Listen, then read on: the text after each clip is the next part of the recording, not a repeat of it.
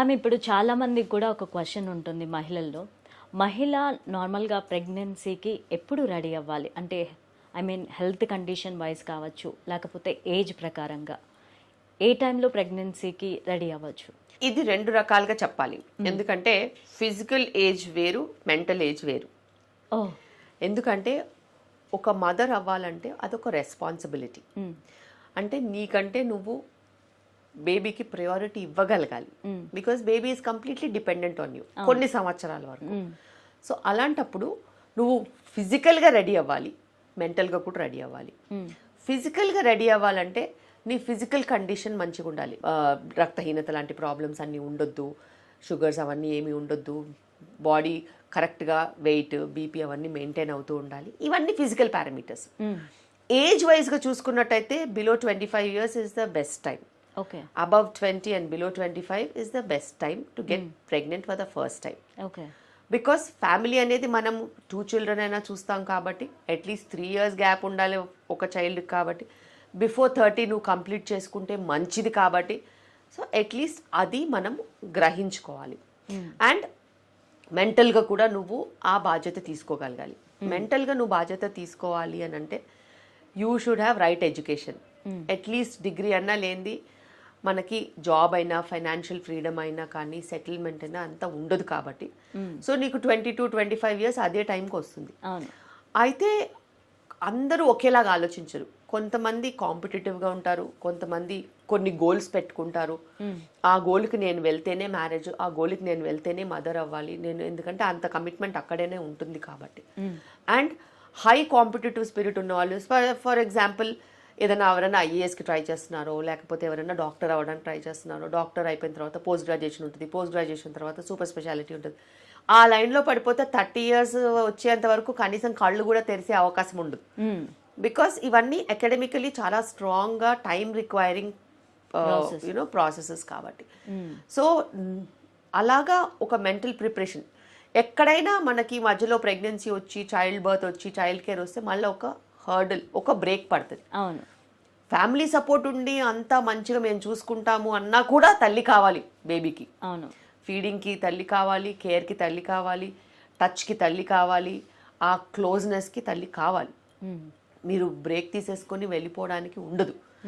So లైఫ్లో high priority family, child and అలా అనుకున్న వాళ్ళు ఇది పద్ధతి.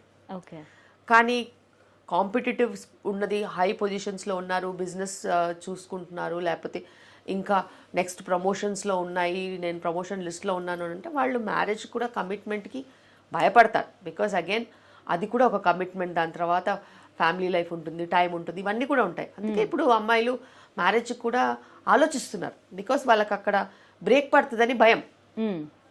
అండ్ ఫ్యామిలీ కమిట్మెంట్స్కి కొంచెం కంగారు పడుతున్నారు. అవును.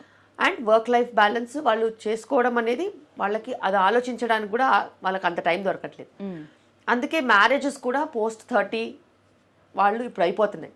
మరి పోస్ట్ 30 మ్యారేజెస్ అయినప్పుడు బిఫోర్ 35 అయితే ఖచ్చితంగా ఫస్ట్ చైల్డ్ అవ్వాల్సిందే. బికాస్ ఆ తర్వాత ఫర్టిలిటీ రేట్ అనేది చాలా డ్రాప్ అవుతుంది. ఓకే. సో 2 కేటగిరీస్ ఆఫ్ పీపుల్కి మ్యాక్సిమం నేను చెప్పగలిగాను. బట్ పోస్ట్ 30 ఫర్టిలిటీ డిప్ అవుతుంది కాబట్టి ఆ 30 to 35 ఉన్న వాళ్ళకి కొంచెం అసిస్టెన్స్ అవసరం ఉంటుంది. వాళ్ళ హెల్త్ కేర్ వాళ్ళు చూసుకోవాలి. అదర్వైజ్ ఎగ్ కౌంట్ ఇప్పుడు డ్రాస్టిక్గా డ్రాప్ అవుతుంది. అండ్ హెల్త్ వైజ్గా కూడా వాళ్ళ దాని ప్రకారము యూజువల్గా హయ్యర్ వెయిట్స్కి వెళ్ళిపోతారు. దాంతో పీసీఓడి ఇంకేదైనా గైనకలాజికల్ ప్రాబ్లమ్స్ తగులుకునే అవకాశం ఉంటుంది. సో మనం ఎంత టైం మనకి సిస్టమ్కి ఇస్తే అంత మనకి చిన్న చిన్న కాంప్లికేషన్స్ పెరిగే ఛాన్సెస్ ఉంటాయి.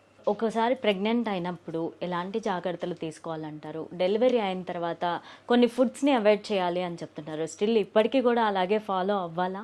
చేంజెస్ ఏమన్నా అయ్యాయా?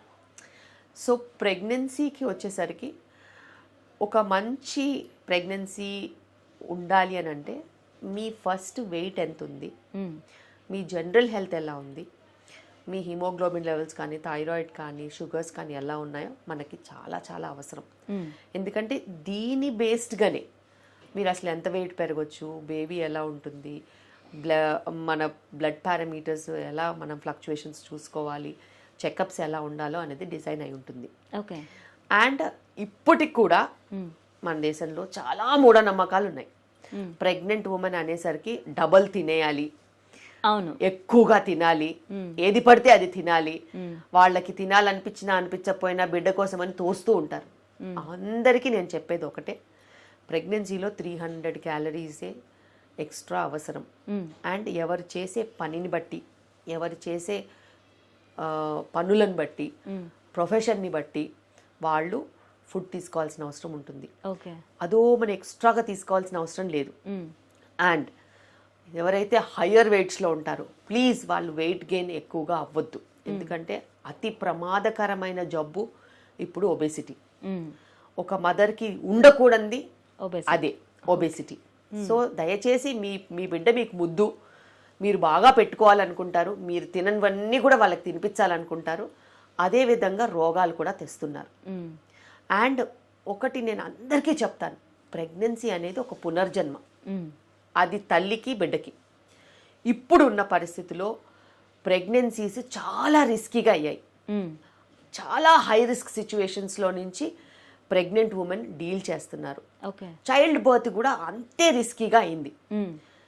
ఎందుకంటే ఇప్పుడు ఉన్న ఎన్వైరన్మెంటల్ పొల్యూషన్కి ప్లాసెంటా ఏదైతే బేబీకి బ్లడ్ సప్లై చేయాలో, బ్లడ్ సప్లై ఏదైతే సవ్యంగా జరగాలో అందులో క్లాట్స్ రావడం, ప్లాసెంటాలో బ్లడ్ సప్లైలు సరిగా లేకపోవడం, షుగర్స్ ఎక్కువ అవడం, ఉమ్మనీరు ఎక్కువైపోవడం, బేబీ వెయిట్స్ ఎక్కువైపోవడము, దానివల్ల రకరకాల సమస్యలు వస్తున్నాయి.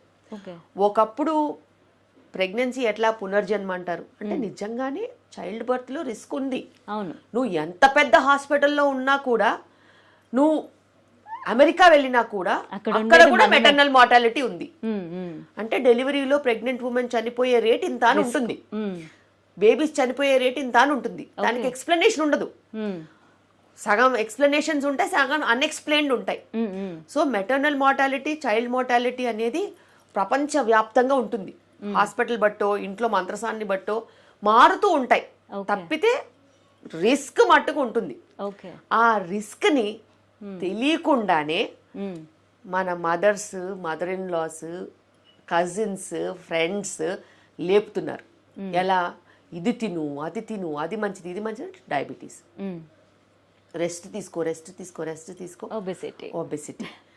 అండ్ ఎక్కడైతే మనకి డయాబెటీస్ ఉంటుందో ఉమ్మనీరు పెరిగిపోతుంది, ఎక్కడైతే ఉమ్మనీరు పెరుగుతుందో, ఎక్కడైతే బేబీ వెయిట్ పెరుగుతుందో అక్కడ మనకి కాంప్లికేషన్స్ కూడా ఉంటాయి. అదే విధంగా కాంప్లికేషన్స్ ఉంటాయి, అప్పుడు లేకపోయినా తర్వాత అయినా ఉంటాయి. కాంప్లికేషన్స్ వచ్చేసరికి మట్టుకు ఎవ్వరూ ఒప్పుకోరు. ఎందుకంటే మా అమ్మాయి నడుచుకుంటూ వచ్చింది అంటారు. అంతే తప్పితే మీ అమ్మాయి నడుచుకుంటూ వచ్చింది ఈ ప్రెగ్నెన్సీస్లో కాదు.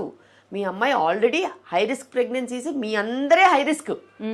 బేసిక్గా ఆమెకు మంచి చెప్పకుండా మొత్తం ప్రపంచంలో ఉన్న చెడంతా చెప్పి ఆమెని మెంటల్గా బాగా దెబ్బతీస్తారు.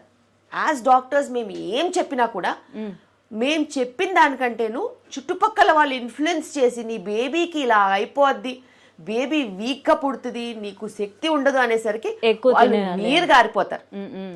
అంత బ్యాడ్గా ఇన్ఫ్లుయెన్స్ చేస్తున్నారు ఇప్పుడు చుట్టుపక్కల వాళ్ళు. అలాంటప్పుడు వాళ్ళకి అన్ని రిస్క్ ఫ్యాక్టర్స్ వచ్చినప్పుడు ఏదో ఒక కాంప్లికేషన్స్లో ల్యాండ్ అవుతారు. ఎంత మంచి హాస్పిటల్ అయినా రిస్క్ మట్టుకు ఉంటుంది. సో పునర్జన్మ మారిపోదు, నీ సిచ్యువేషన్ మారిపోదు, అండ్ నువ్వు కాంప్లికేషన్స్ యాడ్ చేస్తున్నావు సిస్టమ్కి. అదే ఏదైనా కాంప్లికేషన్ వచ్చిందనుకో ఎంత విపరీతంగా మొత్తుకుంటారంటే చాలా న్యూసెన్స్ చేస్తారు. సో జనాల్లో నెగటివిటీ వాళ్ళు ఉంటున్నారు, కానీ ఏదైనా నెగటివ్ సిచ్యువేషన్ వస్తే తీసుకోలేకపోతున్నారు.